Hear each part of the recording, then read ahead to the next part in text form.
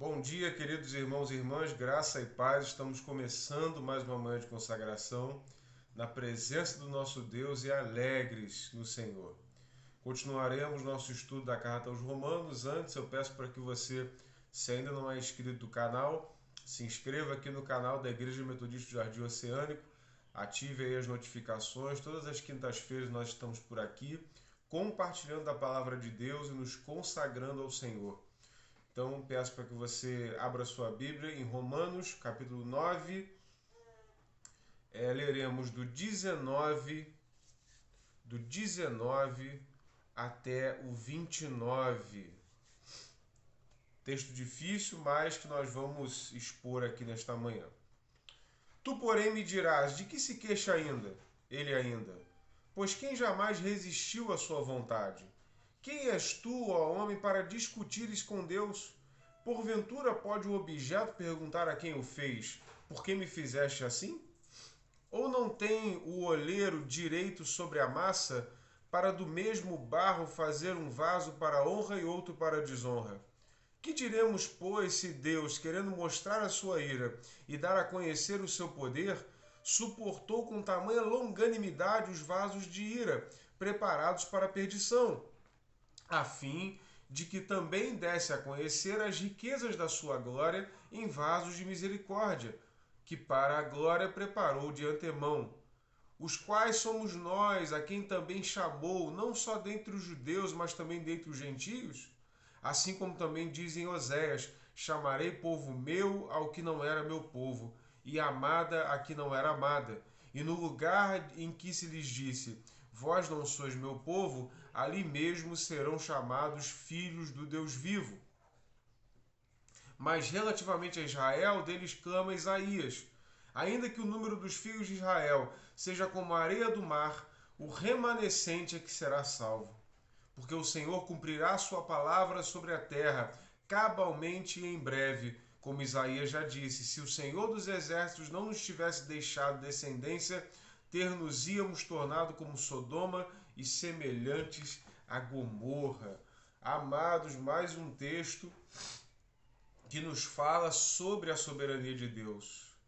E nós precisamos entender este princípio e entender como a nossa teologia, como a nossa fé em Deus, a cada dia que passa, a cada século que nós caminhamos, ela vai andando cada vez mais em direção à perdição, em direção à perda de propósito, à perda de rumo. Então, fazendo um apanhado geral dessa perícope, desse texto, nós podemos entender o seguinte: algumas Bíblias têm aí como subtítulo a soberania de Deus. Então, nós somos, ao mesmo tempo que nós somos responsáveis pelas decisões que tomamos, e nós vamos ser responsabilizados por aquilo que fazemos, ao mesmo tempo Deus é soberano. Esse é um princípio que muitos não conseguem entender. Muitos não conseguem compreender essa verdade. E entram num redemoinho. Eu acredito que isso tenha começado muito também com o advento do iluminismo, quando você teve ali, começando ali o fim da Idade Média, você passou de uma sociedade teocêntrica para antropocêntrica.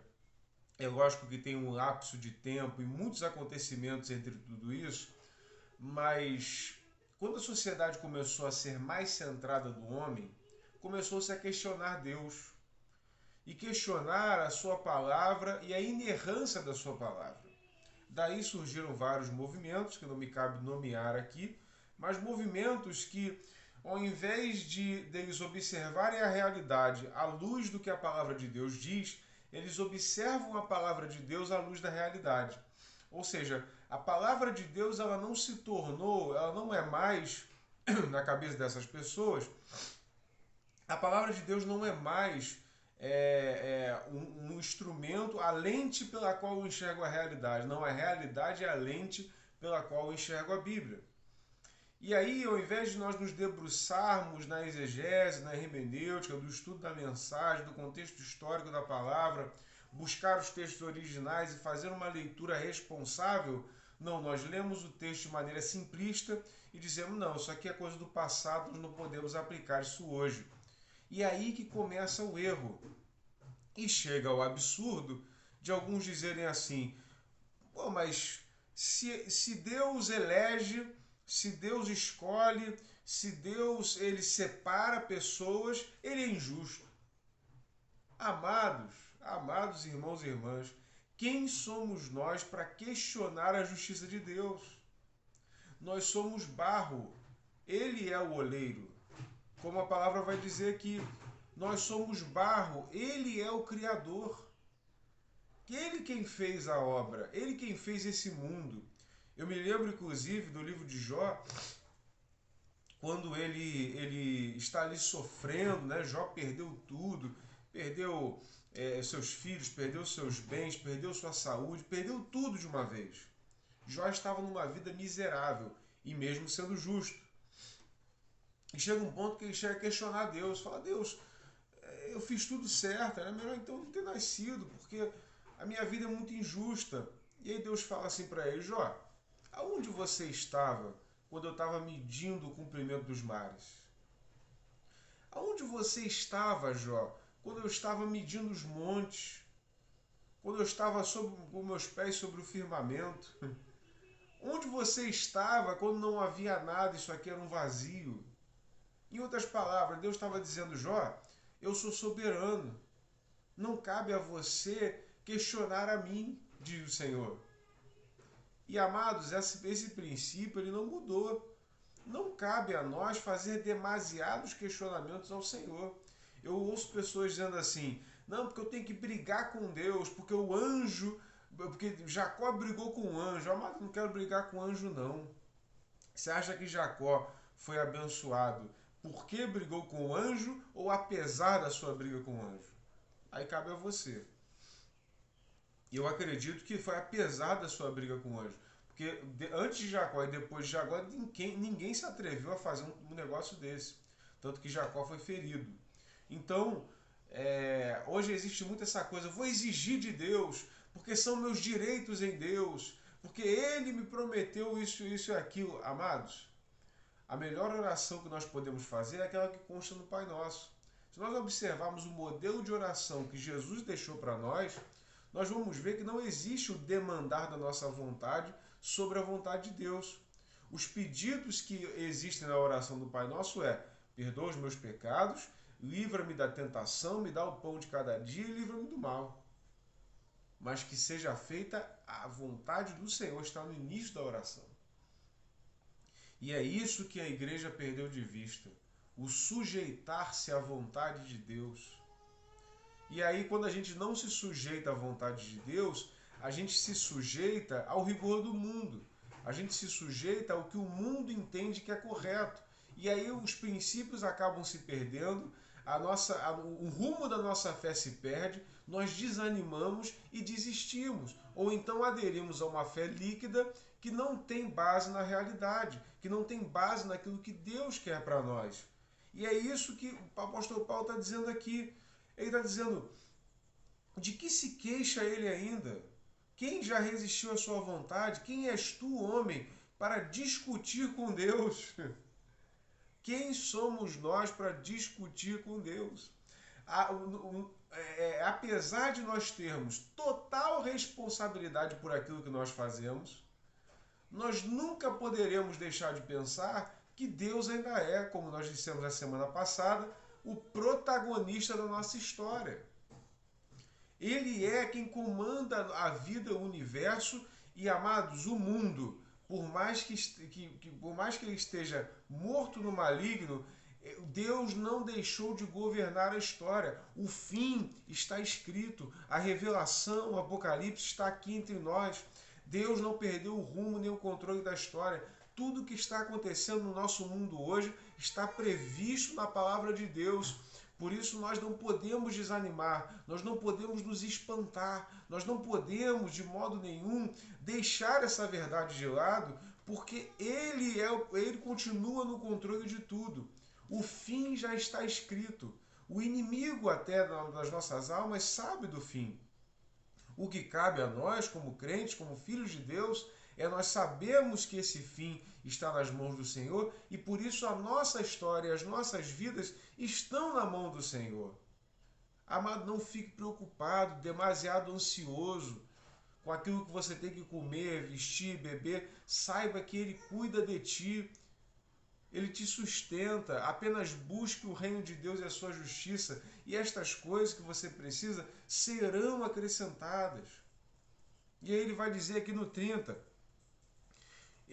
tem um subtítulo, algumas Bíblias devem ter esse subtítulo: que diremos, pois, Israel é responsável pela sua rejeição. E aí versículo 30, que diremos, pois, o que os gentios que não buscavam a justificação vieram a alcançá-la, todavia, a que decorre da fé.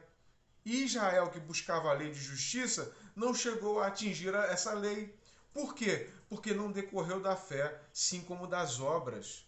Tropeçaram na pedra de tropeço, como está escrito: eis que ponho em Sião uma pedra de tropeço e uma rocha de escândalo, e aquele que nela crê não será confundido.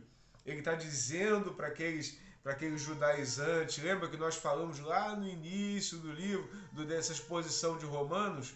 Ele está dizendo para essas pessoas, está dizendo: olha, meus queridos, vocês não alcançaram a lei e nem estão conseguindo alcançar a fé em Cristo, porque vocês tropeçaram na rocha de tropeço, que é Jesus Cristo.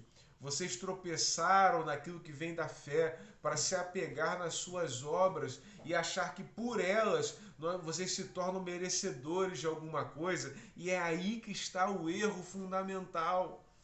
Quando nós nos apoiamos naquilo que nós fazemos e nós exigimos de Deus por causa daquilo que nós somos e que nós fazemos, nós já perdemos.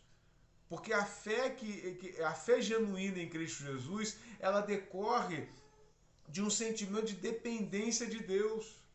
Ela decorre de um sentimento de que nós confiarmos na sua soberania e entendermos que nós não somos merecedores nem capazes. E a fé líquida que nós falamos aqui no início do vídeo é quando nós começamos a questionar isso. Deus é injusto então? Não, se Deus não me der isso, então Deus não é Deus. E tal, e tal, e tal. Amados, isso são aspectos claros de rebeldia. E amados, nessa manhã de consagração, eu te convido a render-se a Deus. Renda-se a Deus. Renda-se à vontade dele. Se você é cristão, se você deseja professar esta fé, se você deseja confiar em Deus, o primeiro passo é reconhecer a nossa dependência e reconhecer que Deus jamais saiu do controle da nossa história e por isso nós podemos confiar.